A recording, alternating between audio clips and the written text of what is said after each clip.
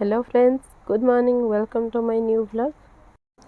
मोर देह बहुत खराब थिला, से लगी मु कोनोस भी व्लॉग आनी पार नथिली।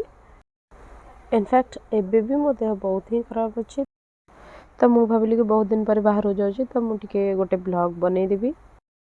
तो हाईटेक रो बाहरी मु जाउथिली निमापड़ा।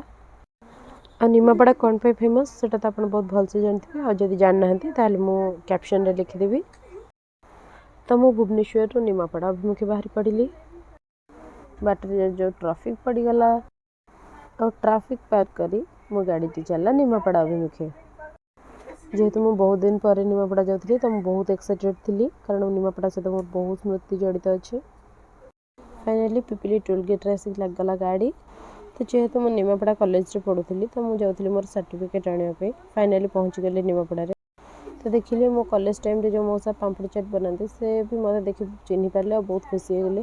तो से मेरे गोटे प्लेट पापड़ी चाट बन दे। तो मो पापड़ी चाट कलर टी थिला ब्राउन, कटा से जानी मत ब्राउन पापड़ी बहुत भल लगे।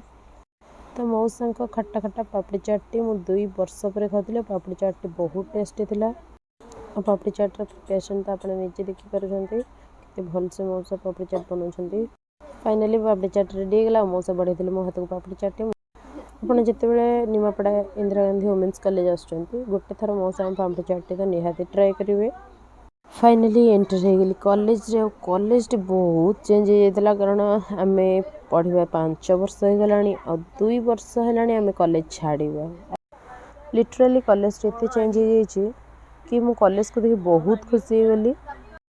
और कॉलेज रो डेवलपमेंट पछरे हमर सब लेक्चरर मानकर बहुत हाथ अच्छे, स्पेशली मो फेवरेट प्रिंसिपल मैम कर। तो मु कॉलेज रे मोर सब काम सारी फेरिली भुवनेश्वर।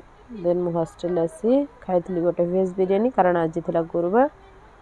तापर मोर सब काम सारी चली सोवा को गुड नाइट।